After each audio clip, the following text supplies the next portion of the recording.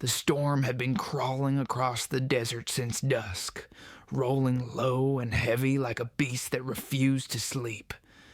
By the time she reached the edge of Dry Creek, her boots were soaked, her shawl clung to her shoulders, and every step felt like it pressed deeper into regret. Her name was Clara Hale, widow of a rancher whose debts had taken more than his life. She carried a small satchel, a revolver that barely worked, and a promise to never depend on another man again. Lightning cracked over the ridges, and for a heartbeat, she saw him, a lone figure by the dying fire near the abandoned night trading post. A horse tethered nearby shifted nervously, its mane flashing silver under the rain. The man didn't move. Only the brim of his hat tilted slightly, as if he'd been expecting her all along. Clara hesitated.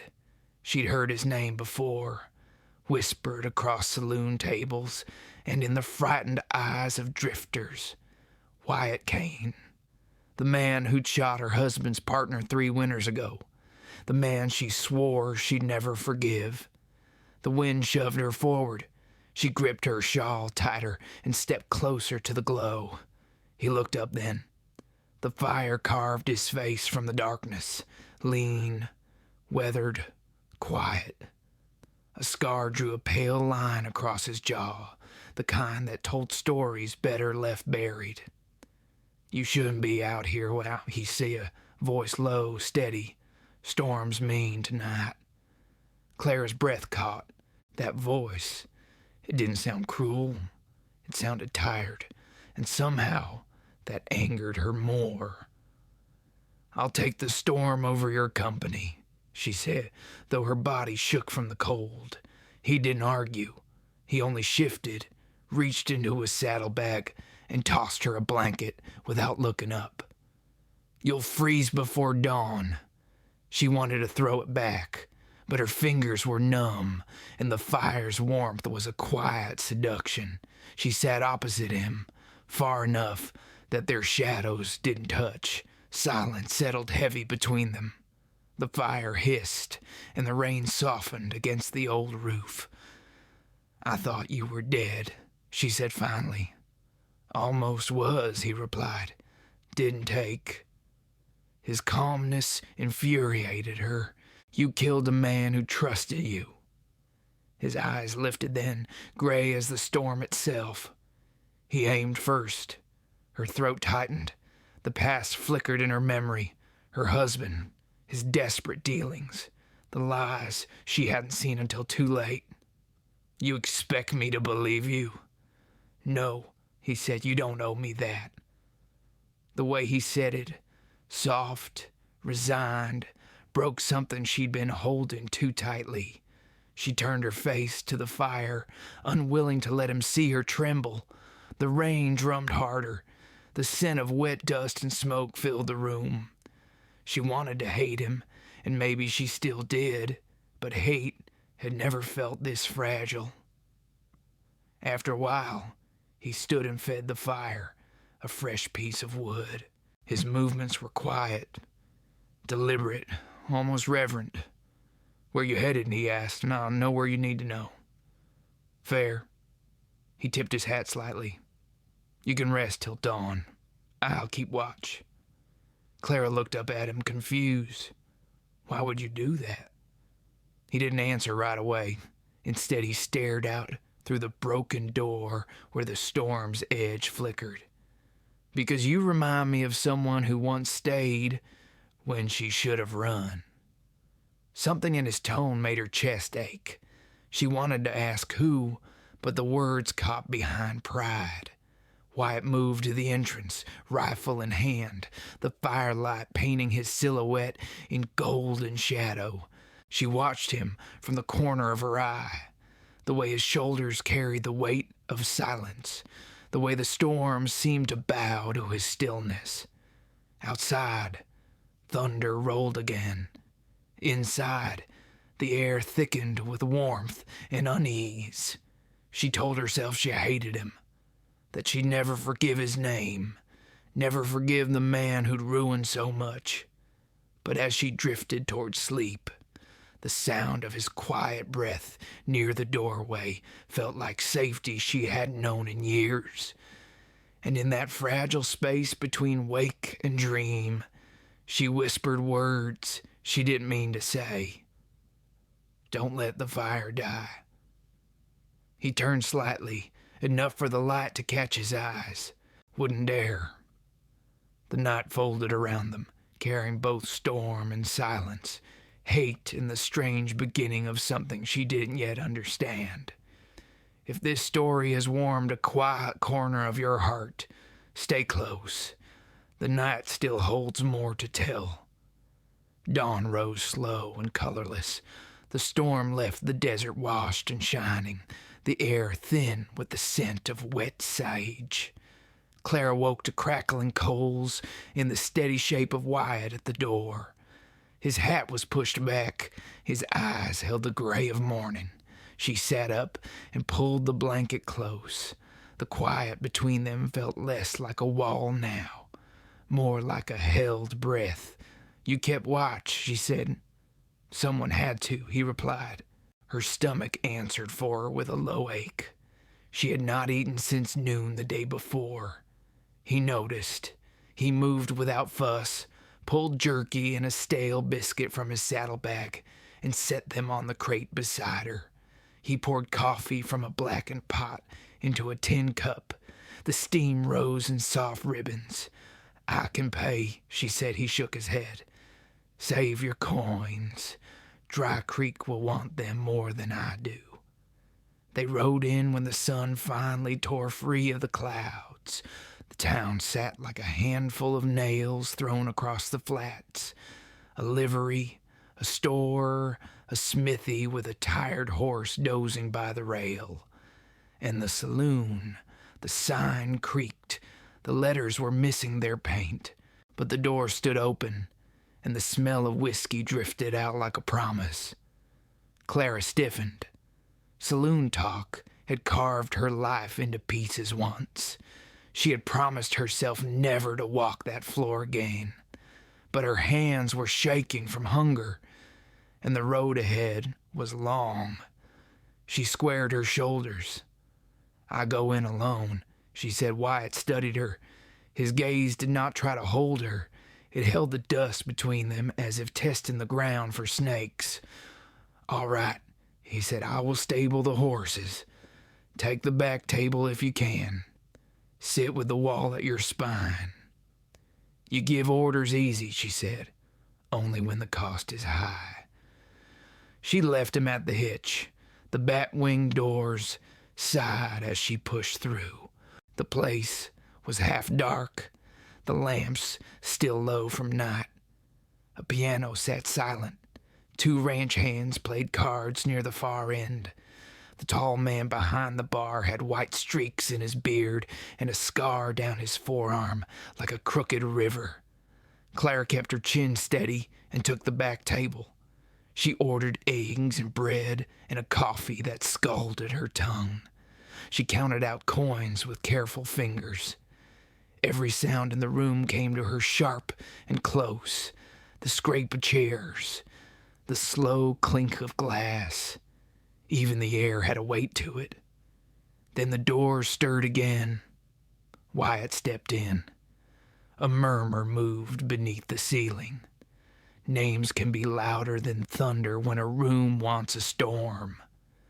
Wyatt Cain. The card players froze for a breath.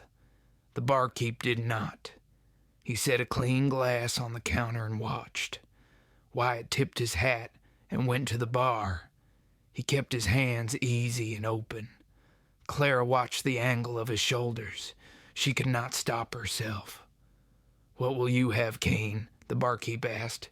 "Coffee," Wyatt said. "Leave the bottle for the others. You carrying trouble today. Not if I can help it." Clara told herself to keep her eyes on her plate. She failed. His voice rode the air like a steady horse. It found her and calmed what it could.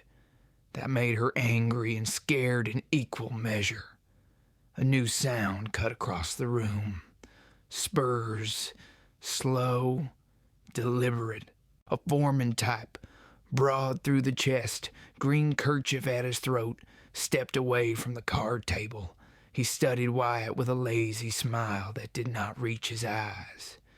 Well, look here, the Cain ghost walks. Folks say you shoot first and remember names later. Wyatt did not move. Depends on the day. The foreman nodded toward Clara without looking at her. You keeping company now. Thought you liked to ride alone, Cain. Clara felt heat crawl up her neck. Her hand slid near the small revolver hidden in her satchel. It would miss fire and rain, but the room was dry and the morning clear. Leave her out of it, Wyatt said, calm as a river stone. The foreman grinned. That depends on what she owes, on what you owe. He flicked his fingers at the barkeep. Tell him, Cole.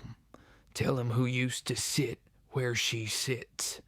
A partner of a man with debts too heavy for his spine. Clara stood before the words could find her. The chair leg scraped like a shout. The whole saloon tilted toward her, hungry for the story that might break out of her bones. Her voice came quiet. My husband is buried. His debt can stay with him. The foreman turned at last. His gaze slid over her, casual and cruel. He opened his mouth, but then she whispered, and her own whisper surprised her. Say my name and I walk out of here with your pride in the mud. His smile thinned. He took a step, then another. The room leaned with him. Clara felt the old tremble in her legs. The one born of nights she could not change and men she could not trust. She hated that tremble. She tasted iron behind her teeth. Wyatt stepped between them before the foreman closed the distance. Not near enough to touch the man. Near enough to change the wind. You want me? Wyatt said, not her. The foreman looked at the scar on Wyatt's jaw, then at the gray calm in his eyes. He tapped the butt of his pistol with a gloved finger. His voice tried for casual. Heard you put Boone Keller under the snow up by the ridge. He shot first, Wyatt said. Sure he did. They always do when the story belongs to the other man. The barkeep wiped the same spot on the counter as if polishing a memory. Enough, he said. Take it outside if you must. Clara met Wyatt's gaze across the space left by fear. For a heartbeat, the saloon fell away. There were only two people standing inside a moment that could cut or heal. Her chest hurt with all the words she had never said. What he did not know was how close she had come to selling off the last of her pride for one more chance at safety. Wyatt moved then, not to draw, to step aside, opening a path to the door. His voice carried low. The street is wide. The day is young. The foreman spat into the sawdust. Men like to make a circle and throw their manhood at the dirt. He walked for the doors. The card players rose, chairs scraping. A quiet fever gripped the room. Clara found herself at Wyatt's shoulder without deciding to move. Her breath touched his sleeve. He looked down at her hand where it brushed the edge of his coat. I do not need you, she said. The words shook, but landed true. His answer was a soft thing. I know, but I will stand where the bullets might land if they do not know it yet. They stepped into the light. The town gathered in loose clumps along the porch rail and the trough. Heat rose from the damp street. Flies stitched the air with their small needles. The foreman waited in the center, boot set, hand easy near his holster. He rolled his shoulders like a man warming up for a chore he enjoyed too much. Clara stood at the edge of the boardwalk. The boards creaked beneath her weight. She kept her eyes on Wyatt. His stillness felt like a prayer that did not ask for anything. He did not look at her again. He did not need to. The foreman called across the space. Last words, Cain.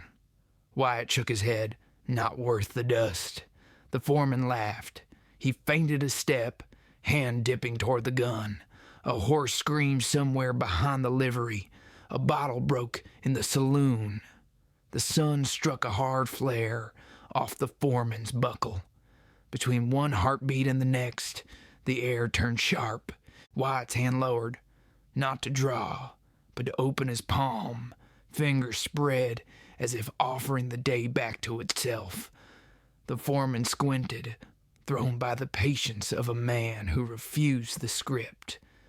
Clara felt the moment tip. She could almost hear it tilt, like a coin deciding which face to show. Her own breath came slow now. She had made peace with a kind of hate for so long that anything else felt dangerous. What she did not know was what his next move would cost him. If this story has warmed a quiet corner of your heart, stay close. The road is still long. Let your presence be known so the fire keeps its glow for the next part. The gun never left its holster. Wyatt's calm broke the rhythm men like the foreman lived by. The silence stretched too long, turned the air strange, until the foreman's smile faltered. Someone coughed from the porch. A dog barked down the street. Then, without another word, the man spat again and backed away. The circle dissolved. Dust settled. Wyatt turned his back first. A dangerous kind of trust. He holstered his hand and walked toward the horses as if nothing had happened. The crowd parted for him, half in respect, half in fear. Clara followed a few steps behind, her breath shaking like a leaf in wind. At the livery, she finally found her voice. "You could have died." He untied his horse, checked the cinch. Wouldn't have been the first time. "That's not what I meant." He glanced at her. "I know." Clara looked away, anger and confusion twisting inside her. She hated how calm he was, hated that it made her feel safe. "You didn't have to stand up for me." "Didn't feel like standing up," he said, pulling his hat lower. Felt like stopping something before it turned ugly. She folded her arms. "You think that makes you noble?" "No, just tired." The word hung between them. Tired. It wasn't weakness. It was truth. It softened something inside her she didn't want softened. They left town before noon, the sun turning the wet earth into steam. Dry Creek shrank behind them, a blur of wood and dust and forgotten names. The road opened wide, red dirt, scattered sage, the hum of heat rising from stone. For a while, neither spoke. The quiet was not empty. It carried the weight of questions neither dared to ask. At midday, Wyatt pulled up near a shallow creek. The horses drank. He knelt and washed his face, the water glinting off the scar at his jaw. Clara watched him, unable to stop herself. "That man in the saloon," she said finally. "He knew about my husband's debt." Wyatt nodded. "Word travels fast in these lands." "Did you know him?" He paused, wiped his face with the back of his hand. "Used to ride with his crew, long time ago." Claire's chest tightened. "So you were part of it? The lies, the stealing, the killing?" "Was," he said quietly. "A long time back." She stared at him, disbelief curling sharp in her gut. "And you think a few kind words and a blanket will make that right?" "No," he said again steady. "But I stopped before it killed me." Her voice rose. "It killed others." "Yes." The honesty of it struck her harder than denial could have. He didn't defend himself, didn't beg forgiveness, just let the truth sit there, dry and heavy as the dust. Clara turned away. The wind caught her hair, lifting strands across her cheek. She didn't brush them back. She didn't want him to see her eyes. You're the reason I lost everything." "Maybe," he said, "but you're the reason I remember what mercy looks like." Her breath caught. She wanted to strike him for that, for turning pain into poetry, but she couldn't. The words sank into her chest, warm and unwelcome. They rode until the sky turned copper. A canyon stretched wide ahead, its cliffs burned red by sunset. The wind funneled through, carrying a low hum like an old song. They stopped near a cluster of rocks, where a small cave opened into shadow. Wyatt built a small fire. The smell of mesquite drifted up.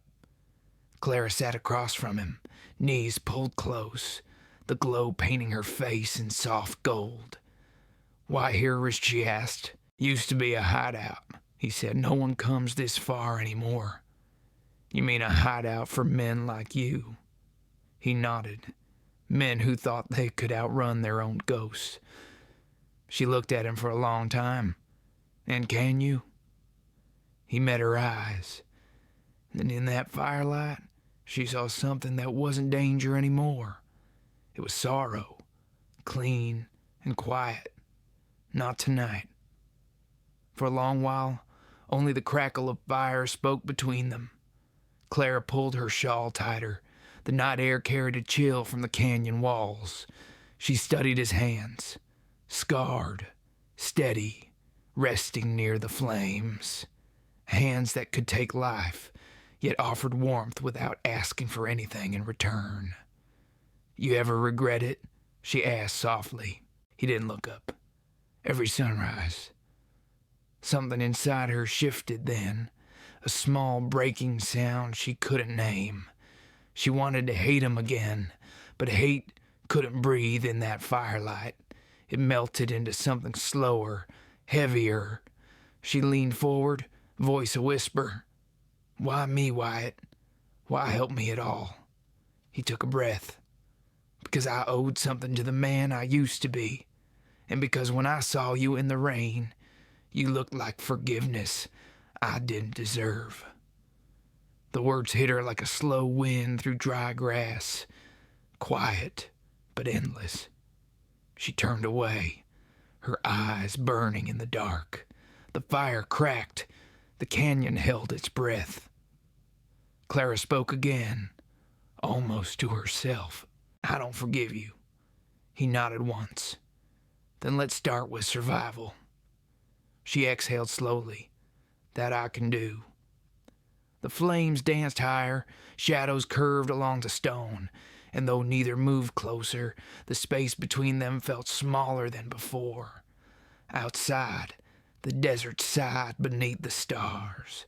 The night didn't promise peace, only the faint, trembling chance of it. If this story has warmed a quiet corner of your heart, stay close. The wind still carries more than words. Morning came pale and slow, spilling over the canyon walls like thin honey. The embers had cooled, the ashes gray and quiet. Wyatt was already saddling the horses when Clara woke. He moved with the calm rhythm of a man used to surviving more than living. She rose, wrapped her shawl around her shoulders, and watched him for a moment. The memory of his words from the night before still hung between them like smoke that refused to fade. "You plan to keep heading west?" she asked. He tightened the cinch strap. "No plan, just movement." "You talk like a preacher without faith." He smiled slightly. "Maybe that's what an outlaw is." They mounted their horses and rode out as the sun reached the rim. The desert shimmered with the kind of beauty that punished those who looked too long. Dust drifted from their hooves, rising like old ghosts. Clara's thoughts turned restless. Every mile brought her closer to something unnamed. Not safety, not peace, but a kind of reckoning. She had spent years carrying hate like a weapon. Now the edge felt dull. Wyatt broke the silence first. "There's a town a day's ride north, Cooper's Bluff. You can get supplies. Maybe find a place to rest. She glanced at him. And you? Don't know yet, never do. His voice was rough but not cold. It carried a weariness that didn't ask for pity. By noon, they reached the canyon pass. The wind funneled through narrow walls, humming low against the stone. Halfway through, Wyatt raised his hand. Hold up. Clara reined in. What is it? He slid off his horse, crouched near the ground, and brushed his fingers over a patch of disturbed sand. Tracks. Fresh. 3 horses. Maybe 4. Could be travelers. Could be worse. He looked up, eyes scanning the ridges. Clara followed his gaze and felt it. That quiet tension, the kind that made the world seem smaller. Bandits, she asked, maybe, or old friends. The word sent a chill down her spine. She gripped the reins tighter. You think they're following you? He didn't answer. He just mounted again, every motion deliberate. Keep close. They rode faster, the canyon twisting around them like a coiled snake. The sun dropped lower, shadows lengthening. Once she caught the echo of hooves behind them, faint but real. By late afternoon, they reached a stretch of open ground where the canyon widened. A stream cut through, shallow but clear. Wyatt stopped, scanning the horizon.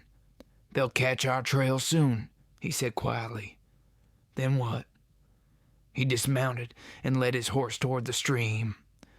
We ride through the water, lose the tracks. Clara followed, the cold biting her ankles as they crossed. The current pulled at her boots, whispering like an old warning. When they reached the far bank, Wyatt turned, scanning behind them again. We'll make camp ahead. Small fire, no smoke. She nodded, trusting him despite herself. They found a narrow hollow beneath an overhang. Wyatt built a fire no bigger than a lantern flame. The night crept in, carrying the smell of dust and juniper. Clara sat close to the fire, rubbing her arms. You think they'll find us? Not tonight. She studied his face in the flickering light. The scar caught the glow, a white reminder of something he'd never say aloud. Who are they? She asked. Used to be men I rode with. Keller's crew. After he died, they scattered. Some want answers, some want revenge. Clara's pulse quickened. And they'll come for you? He nodded. They won't come for you unless you stay near me. Her voice hardened. Then maybe I shouldn't. He looked at her, eyes steady and tired. You'll leave when you want to, but not tonight. She wanted to argue, but the words fell away. The truth was, she didn't want to be alone in that darkness. The wind shifted. Somewhere far off, a coyote called. Wyatt stirred the fire, keeping the flames low. You ever get tired of running? She asked softly. Every day, he said, but stopping costs more. She leaned her head against her knees, watching the light play across his hands. Those hands again, the ones she couldn't stop thinking about. They looked like they'd been built for violence, but learned gentleness by accident. Her voice dropped, almost lost to the wind. You could have left me back there. I could have, he said, didn't want to. The simplicity of it stole her breath. The air between them changed, softer, heavier. The fire made a small circle of warmth that seemed to belong to them alone. Wyatt, she said quietly, if they find you, what happens? He looked into the fire, nodded her. Then it ends how it was always meant to. I just hope you're far from it.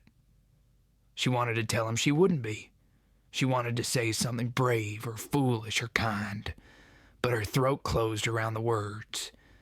Instead, she watched the flames dance, their light flickering over the canyon walls. The sound of the wind filled the silence between heartbeats. When sleep came, it found her leaning near the fire, her shawl slipping from her shoulder. Wyatt sat a few feet away, rifle across his knees, eyes fixed on the shadows beyond the light. He didn't move when she stirred in her sleep, whispering a name she didn't realize was his. If this story has warmed a quiet corner of your heart, stay close.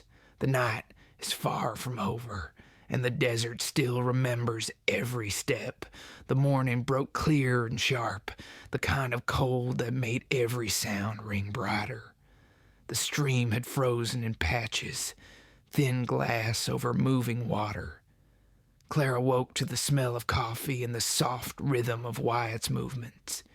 He poured a cup and handed it to her without a word.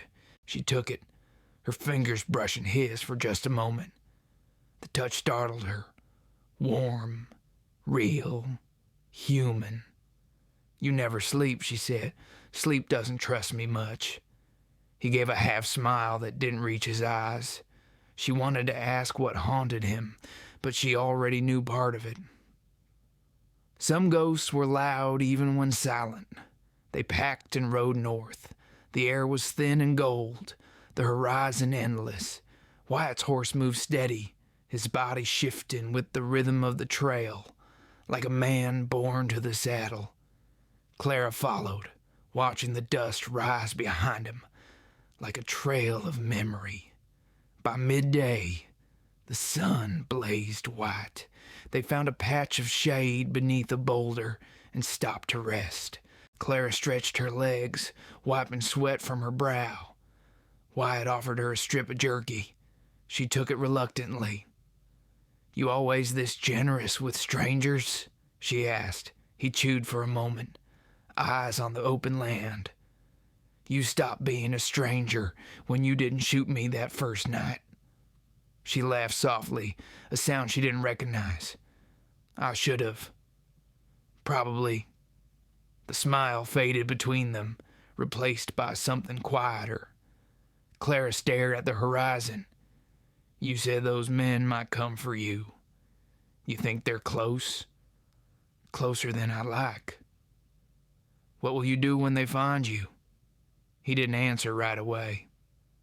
"Depends who draws first." She looked at him then. Really looked.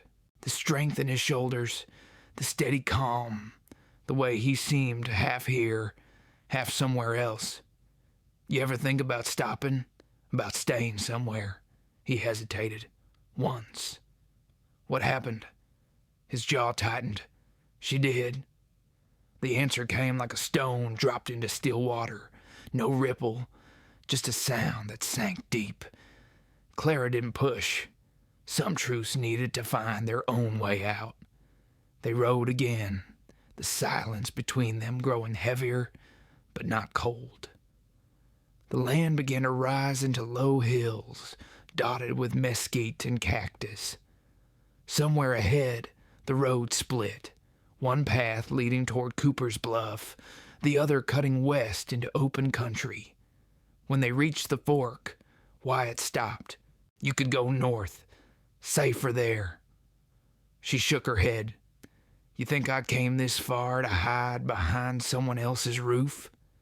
His eyes softened. "Then west it is." They followed the narrow trail until dusk painted the sky in bruised purples. The wind carried the faint scent of rain. Wyatt found a hollow behind a cluster of rocks and built a small fire. The flame flickered low, guarded against the rising chill. Clara sat across from him, knees drawn close, her shawl pulled tight. "When I met you," she said quietly, "I thought I'd never forgive you. I told myself I hated your name." He looked up. "You still might." "Maybe. But hate doesn't sound the same anymore." He studied her face, the way her eyes caught the firelight. "Then what does it sound like now?" She hesitated, her voice barely above the crackle of flames. "Something softer. Something I don't trust yet. Wyatt nodded slowly. That's the kind worth keeping. She looked away, heat rising to her cheeks. The fire's glow reached between them like a living thing. Every breath felt slower, deeper. Wyatt, she whispered, what if your old crew finds us tonight? He poked the fire with a stick, eyes fixed on the embers. Then I'll make sure they never find you. That's not what I meant. I know. His tone carried something unspoken, something that drew her closer without words. She shifted, moving nearer to the warmth. The space between them shrank until she could hear his breath. Slow, steady, weighted with restraint. You shouldn't be here, he said softly. Where else would I be? His hand tightened on the stick, knuckles pale. You don't owe me this. Not your company. Not your forgiveness. She reached out before she could stop herself, fingers brushing his sleeve. Maybe I'm not here to forgive you. He turned his head. Their eyes met, the air between them breaking open with something fragile and fierce. Lightning flared somewhere far off, a pale echo of the storm they'd once shared. The sound rolled across the land like a slow drum. Wyatt's voice dropped low. Storm's coming again. Clara's lips parted, but she didn't answer. The wind stirred, and for a breath, the fire bent toward them both, casting their shadows together on the stone behind them. He stood and walked to the edge of the rocks, scanning the distance. We'll need to move before it breaks. She rose, heart pounding, not from fear, but from the weight of everything unsaid. As they packed, the first drops began to fall. Soft, cool, carrying the scent of wet dust. When they mounted their horses, Wyatt looked at her once more. If you get the chance to run, you take it. Don't wait for me. She met his gaze. You'd hate that. He smiled, small and sad. You're right. The rain thickened, blurring the world around them. Together, they rode into the storm, two souls bound by something neither could name. And though thunder echoed through the canyon, it was the silence between them that spoke the loudest. If this story has warmed a quiet corner of your heart, stay close. The storm still holds what the fire began. Rain came down hard and wild. The trail vanished beneath rushing mud, the sky torn open with light. The horses struggled for footing as thunder rolled through the canyon like a living beast. Wyatt led the way, his coat soaked, his hat pulled low. Clara followed close, the cold biting through her shawl. Every sound was drowned beneath the storm, the wind, the rain, the endless drum of hooves fighting the earth. Wyatt, she shouted over the roar, we need cover. He pointed ahead where the cliffs broke apart into a narrow hollow. Lightning flashed, showing a jagged cleft in the rock. There. They pushed through the rain, half blind, until the horses found shelter beneath an overhang of stone. Clara slid down, breath ragged, water running from her hair and down her face. Wyatt tied the reins and shook the water from his coat. The hollow was small, just enough for the horses and a fire. He found dry wood stacked in the back, maybe left by hunters long gone. Soon a flame bloomed, golden and trembling. Clara crouched beside it, hands outstretched. The heat bit her palms, and she almost cried from relief. Wyatt sat across from her, silent. His shirt clung to him, every line of muscle and scar marked by the firelight. His eyes reflected the flames. Gray, quiet, unreadable. She looked away, heart racing. You ever stop tempting death? He gave a faint smile. Death seems to like my company. You joke about it too easily, he shrugged. If I didn't, it would win. She stared into the fire. Maybe you already let it win once. He said nothing. The silence stretched until she looked up again.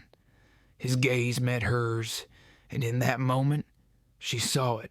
The truth behind the quiet, the exhaustion, the guilt, the kind of loneliness that years can't wash clean.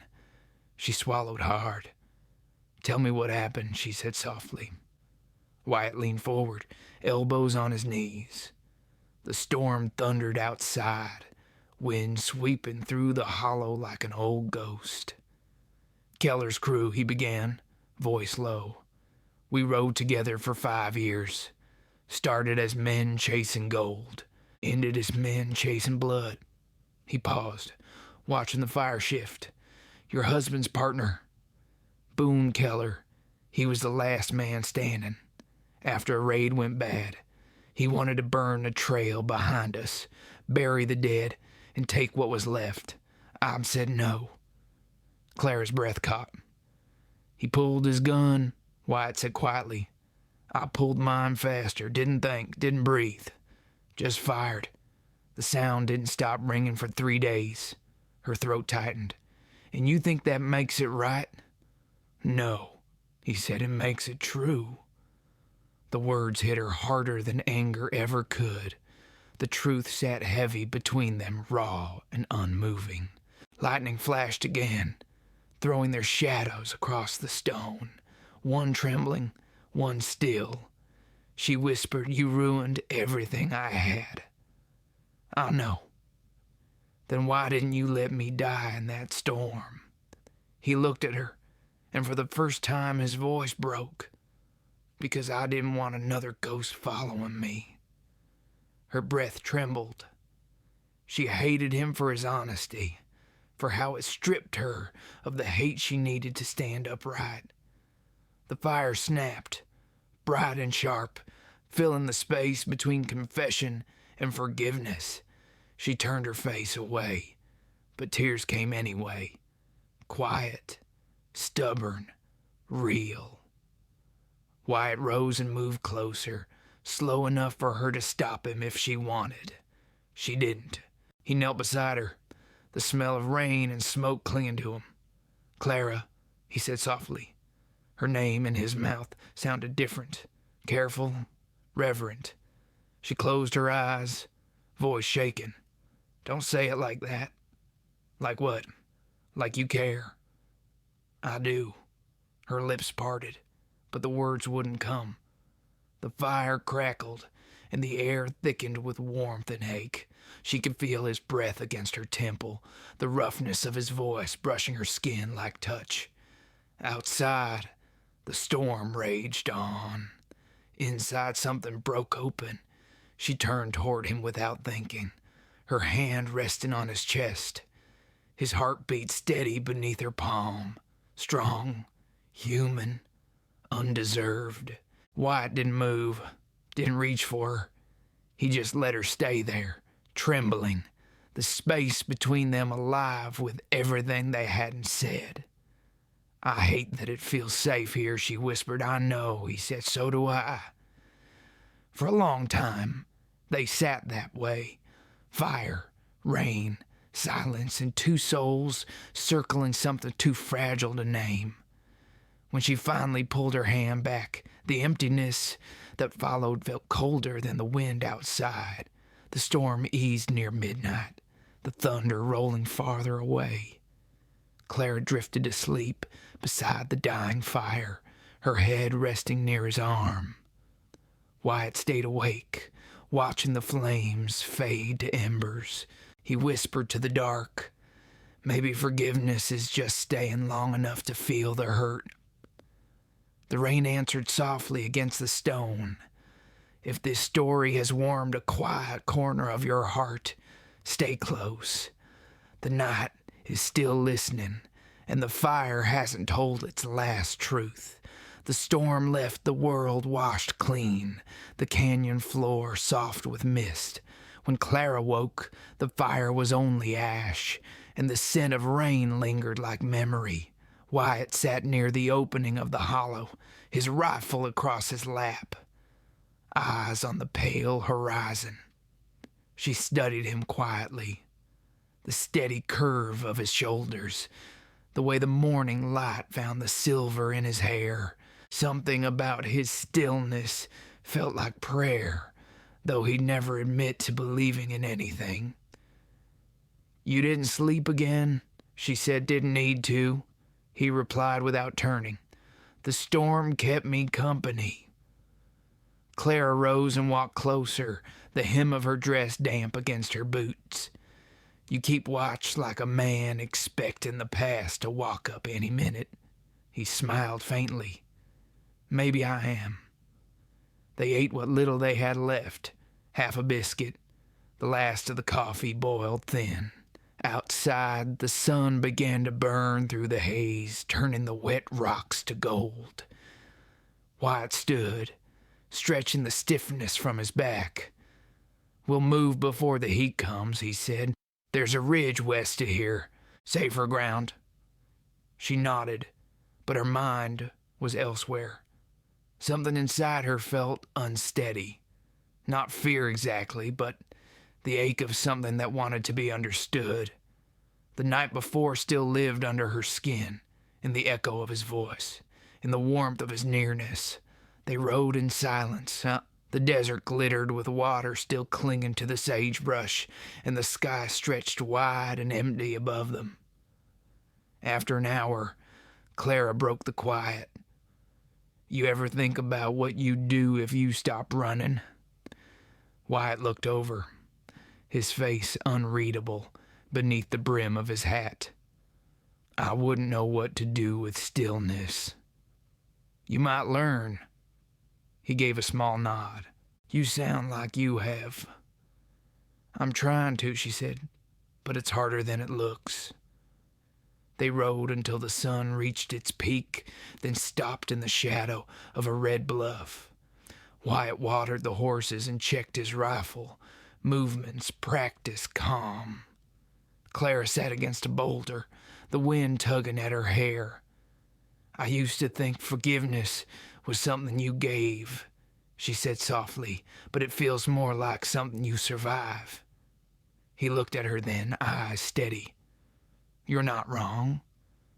Do you ever forgive yourself, Wyatt?" He let the question hang in the air. The wind answered first. "Not yet," he said, "but I'm learning how to stop fighting the man who wants to try." Clara's throat tightened.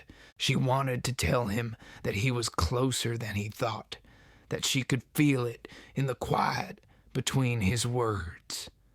But before she could speak, the sound of distant hooves broke the stillness. Wyatt turned sharply, eyes narrowing toward the horizon. Dust rose far off, thin but certain. "They found us." Clara stood, her pulse quickening. "How many?" "3, maybe 4. He grabbed the reins and pulled her toward the horses. "We ride south. The ridge curves into a ravine. It'll hide our trail." They mounted and galloped hard, wind whipping their faces. The canyon narrowed, walls closing in, as thunder from hooves followed behind. Wyatt's voice cut through the rush. "Stay to my left. Don't stop." The world became motion, the crash of hooves, the scrape of rock, the wild beat of her own heart. Clara's hair flew loose, her breath coming in gasps. The ridge opened ahead, and they veered into it, the path twisting down toward a dry riverbed. Shots cracked through the air. Stone splintered near her boot. Wyatt turned in the saddle, firing once, twice, clean, measured, enough to make the pursuers fall back. They reached the bottom and cut through the brush until the sound faded. Wyatt slowed his horse, chest heaving, eyes scanning the cliffs. Clara could barely breathe. "You hit?" he asked. She shook her head. "No." He dismounted, walked to her side, and took the reins from her trembling hands. "You did good," he said quietly. Her voice trembled. "I was terrified." "So was I." He smiled faintly. "Doesn't mean we stop." They led the horses into a narrow break in the rocks where the air turned cool. Wyatt found a hidden pocket of sand, soft and dry. He tied the horses, checked his rifle, and sat down, breathing slow. Clara knelt beside him, her hands still shaking. "Are they gone?" "For now." The words settled heavy. She reached for her canteen and offered it to him. He took it, their fingers brushing again, a touch that carried more than gratitude. The silence that followed felt charged, alive, the kind that hums with something waiting to happen. "You could have left me," she whispered. "I told you once," he said, voice low. "I don't leave what the storm brings." Her breath caught. The space between them closed like a slow tide. She could smell the rain still clinging to him, the dust, the faint burn of gunpowder. "I don't know what this is," she said softly. "Neither do I."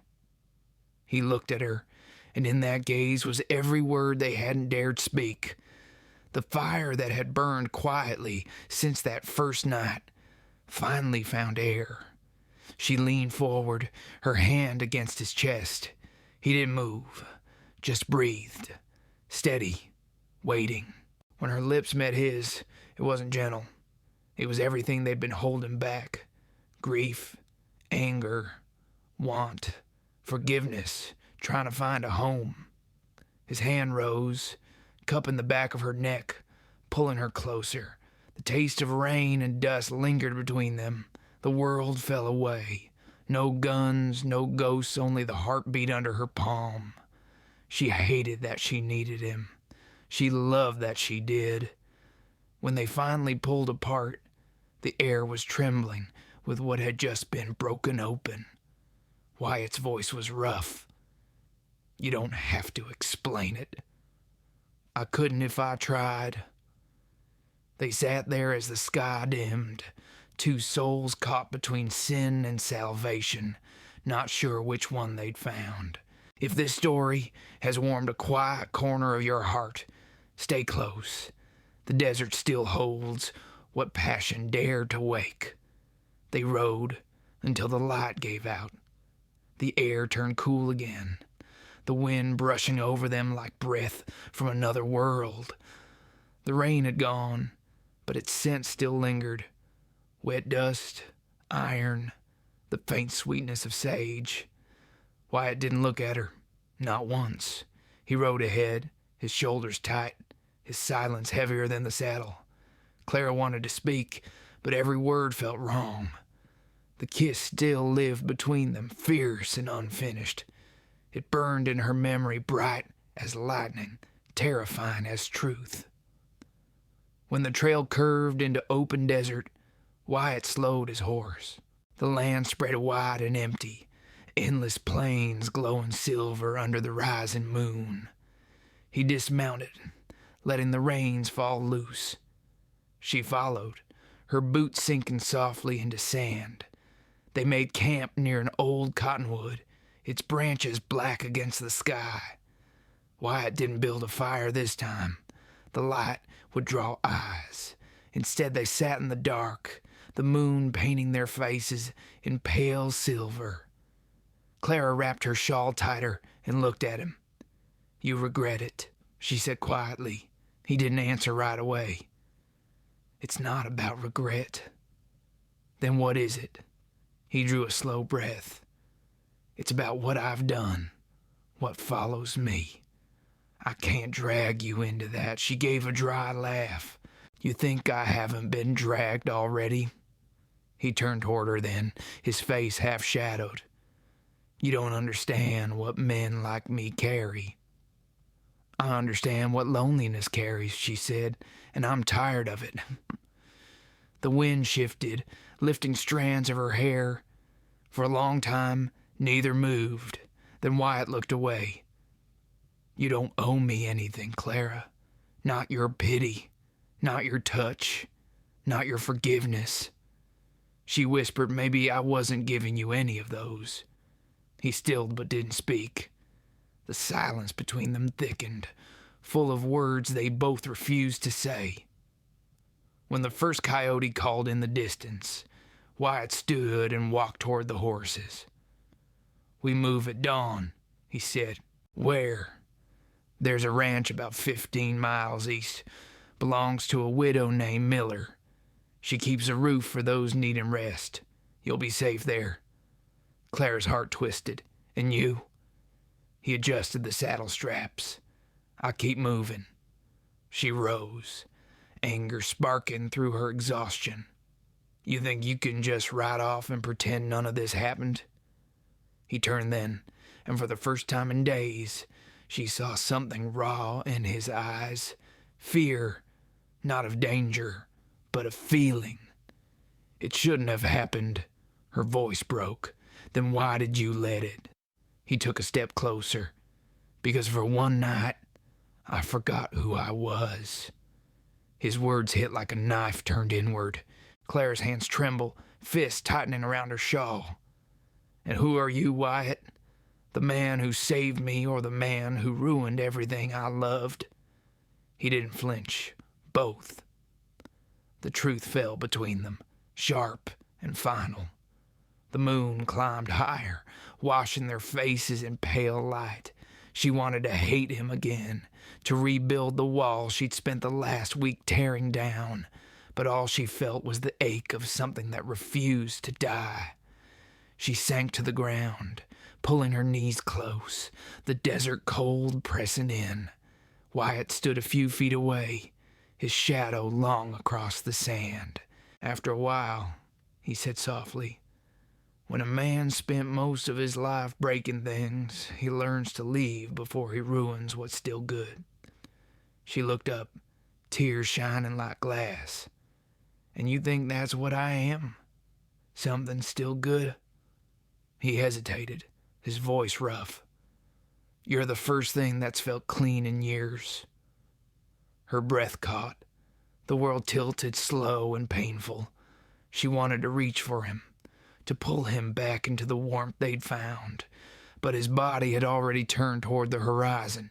He stared out at the dark, the stars scattered like ash across the sky. "When morning comes, you ride east, don't look back." She rose, her voice shaking. "If I do." He met her gaze. "Then I'll lose whatever part of me was trying to change." The wind sighed through the cottonwood. The desert stretched silent around them, endless and unforgiving. Clara turned away first. She couldn't stand the look in his eyes, that quiet sorrow that asked for nothing and gave everything. When she lay down to sleep, her heart felt too full for her chest. Every time she closed her eyes, she saw his face lit by moonlight, every scar a story she'd never finish hearing. Wyatt stayed awake, leaning against the saddle, watching her as the night wore thin. The urge to walk away fought the ache that begged him to stay. When dawn finally broke, he whispered something the wind carried away, before she could ever wake to hear it. "If this story has warmed a quiet corner of your heart, stay close. Morning will come, but love has a way of haunting what it leaves behind." Dawn crept soft across the sand, pale light brushing the cottonwood leaves. Clara woke to the sound of a horse's breath, slow and steady, but only one.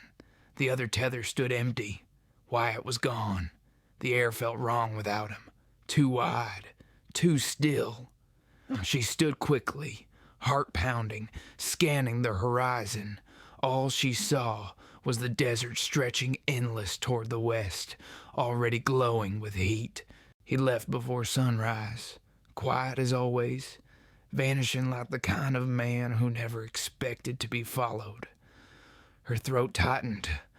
"Coward," she whispered, though the word broke in half before it left her lips. She saddled her horse anyway. The choice was already made, not by logic, not by pride, but by something older and wilder. She rode west. The trail was faint but there. His tracks ran true, deep, measured, the pattern of a man who knew where he was going, even if the road ahead meant dying. Hours passed. The sun climbed higher, burning her skin, drying her tears before they could fall. By noon, she spotted smoke, thin, curling from the ridge above a dry creek bed. She urged her horse forward, keeping low. Wyatt's camp came into view, but he wasn't alone. 3 riders stood at the edge of the clearing, hard men, faces carved by sun and time. The same kind she'd seen in every town that whispered his name. Keller's crew. Or what was left of it. Wyatt faced them, rifle lowered, his stance calm but coiled. "Didn't think you'd find me this quick," he said. The tallest of the men spat into the dirt. "You're not hard to track when you leave a trail of guilt behind." Another laughed, thin and sharp. "Boone Keller's widow's been seen riding with you. That true?" Wyatt didn't move. "She's got nothing to do with this." "Everything to do with it," the man said, circling his horse. "You killed her husband's partner. You ruined his life. Maybe you ruined hers too." Clara dismounted before she realized what she was doing. The sound made them all turn. Dust rose around her boots as she stepped forward. "He didn't ruin me," she said. "He saved me." The words stunned even Wyatt. His eyes met hers, that same gray storm, softening at the edges. "Clara," he said quietly, "you shouldn't be here." She ignored him. "If you're here to kill him, you'll have to kill me first." The leader smirked. "You got fight in you, ma'am. Shame it's wasted on a dead man." The gunfire came fast. Wyatt moved before thought, his rifle flashing once, twice. Dust leapt, a horse screamed, a man fell hard. Another fired back, the bullet grazing Wyatt's shoulder, spinning him halfway before he caught himself. Clara dropped behind a boulder, heart hammering. The last rider charged, pistol raised. Wyatt turned too slow, blood darkening his sleeve. Clara didn't think. She grabbed the fallen revolver beside her, his, from where he dropped it, and fired. The echo cracked through the canyon. Silence followed. The rider slumped, his body hitting the dirt with finality. Smoke curled from the gun in Clara's trembling hand. Wyatt stood still for a moment, chest heaving, then turned toward her. Blood streaked down his arm, but his eyes, they were steady, almost gentle. "You shouldn't have done that. I wasn't about to let you die for me." He took a step closer, voice low. "You just did what I've been trying not to do for years. End something before it ends you." Her hand shook as she lowered the pistol. "I killed a man." "You saved one," he said. She met his gaze, searching for anger but found only sorrow. The kind of sorrow that had lived in him so long it had turned quiet. He looked out over the bodies. "It's done now." "No," she whispered. It's never done, is it?" He didn't answer. He just sat down, the weight of the fight and his wound dragging him to the earth. Clara knelt beside him, tearing a strip from her shawl to wrap his arm. His blood ran warm over her fingers, and she pressed harder to stop it. "Hold still," she murmured. He gave a faint smile. "You give orders easy." "Only when the cost is high." The words echoed their first morning together. He looked at her with something close to peace. A man seeing light after too long in the dark. As she tied the knot tight, her hand lingered. "What happens now?" Wyatt's breath came slow. "Now I stop running." She shook her head. "They'll come for you again." "Maybe." But this time, I won't hide. She wanted to tell him to fight, to run, to live. But his eyes said he'd already made peace with the weight he carried. The wind shifted, lifting the dust from the ground. The desert around them glowed like it was holding its breath. Clara leaned in close, her voice barely a whisper. "You're not the same man who pulled that trigger years ago." He looked at her, pain and warmth tangled together. "Maybe not, but I'm still the one who carries it." She pressed her forehead against his, the world shrinking to the sound of their breathing. The sun slid lower, painting the land in amber light. When he finally spoke, it was barely a whisper. "If I don't make it, you ride east. Tell them Wyatt Cain died clean." Her voice broke. "Don't you dare talk like that." He smiled faintly, his thumb brushing the side of her face. "Then don't let me go yet." The desert held them both. Blood, dust, and the soft, stubborn heartbeat of something that refused to die. If this story has warmed a quiet corner of your heart, stay close. Redemption rides with the last light, and the dawn still waits to begin. By the time the sun sank behind the ridge, the desert had turned to gold. The bodies were buried shallow beneath the cottonwood, the wind already erasing the tracks. Wyatt leaned against the trunk, his wounded arm bound tight in Clara's torn shawl. His face was pale but steady. Clara knelt beside him, pressing a damp cloth to his temple. "You've lost too much blood," she said softly. He gave a faint smile. "I've lost worse. Don't you dare fade on me now." His eyes lifted to hers. "You've got a mean streak when you care. Then I'll use it." She wrung the cloth again, water dripping through her fingers, her heart pounding in her throat. The wind shifted, carrying the faint scent of rain, though the sky above was clear. For a while, neither spoke. The silence between them wasn't empty anymore. It felt full of everything they had endured and everything that still waited to be said. Wyatt's voice came quiet.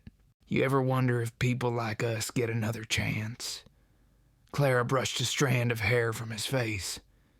"You mean forgiveness?" He nodded. "Maybe it's not something we get," she said. "Maybe it's something we give." He let the words settle. "You think you could give it to me?"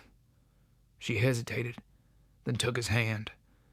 "I already did. The night I stopped hating your name." His breath caught, something soft flickering behind the roughness of his voice. "And what do you feel now?" She smiled faintly. "Peace, maybe. And the kind of love that doesn't need to be perfect to be true." He laughed once, a quiet sound that cracked at the edges. "You're dangerous with words. I learn from you." The sky deepened into violet. Crickets began their low song through the grass. The desert was alive again, whispering around them, carrying the hush of endings that weren't quite endings. Wyatt shifted, trying to rise. Clara helped him, her arm under his. He winced but stayed upright. "There's a cabin a few miles east," he said. "Old one. Belonged to a trapper I knew. We can make it by dawn." "We," she repeated, her tone gentle but sure. He looked at her, eyes searching. "You sure you want that?" "I'm done running from what I want," she said. They moved slow, side by side, the horses trailing behind. The night stretched wide and full of stars. With every step, the ache in Wyatt's body deepened, but so did the calm in his face. Clara walked close enough for their shoulders to touch, steadying him when his knees faltered. When they reached the cabin, the moon was high, a small light in a world of shadow. The place stood crooked but strong, its door half hanging, its roof patched with tin. Wyatt pushed it open, the hinges sighing like old ghosts released. Inside the air was cool and quiet. A stone hearth waited cold. Clara found kindling and coaxed a fire to life.